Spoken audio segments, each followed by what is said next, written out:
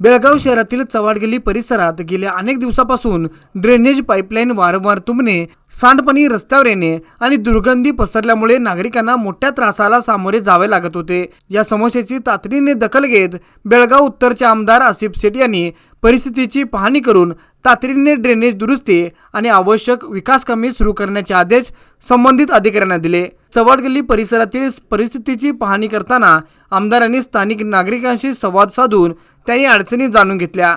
यावेळी रस्ते, गटारी, ड्रेनेज व्यवस्था आणि पाणी पुरवठ्याशी संबंधित समस्या प्राधान्याने सोडवण्यासंदर्भाचे आश्वासन त्यांनी नागरिकांना दिले।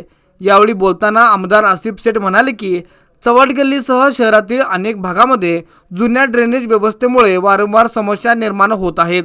या पार्श्वभूमीवर मुख्यमंत्री विशेष निधीतून आवश्यक विकास कामे हाती घेण्यात आले असून संपूर्ण परिसराचा टप्प्याटप्प्याने विकास करण्यात येणार आहे। चव्हाडगल्लीमध्ये युजीडीचं काम स्टार्ट केलेलं आहे, ते लवकरच काम चालू आहे, लवकर संपून जाईल। त्याच्याबरोबर इथं ड्रेन्स आणि रोड पूर्ण एक कंप्लीट होतील। तर पाण्याची कुठं थांबवत आहे, स्टॅग्नेट होतं, ते स्टॅग्नेट व्हायचं बंद होत आहे। आजचे कॉर्पोरेटर जे पण इथले ह्या चव्हाडगल्ली आणि आतल्या गल्ल्यांचं जे पण सांगितलेलं आहे ते काम आम्ही प्रारंभात केलेलं आहे। ड्रेनेज समस्येवर तातडीने कारवाई सुरू झाल्याबद्दल स्थानिक नागरिकांनी समाधान व्यक्त करत आमदार आसिफ शेठ यांचे आभार मानले।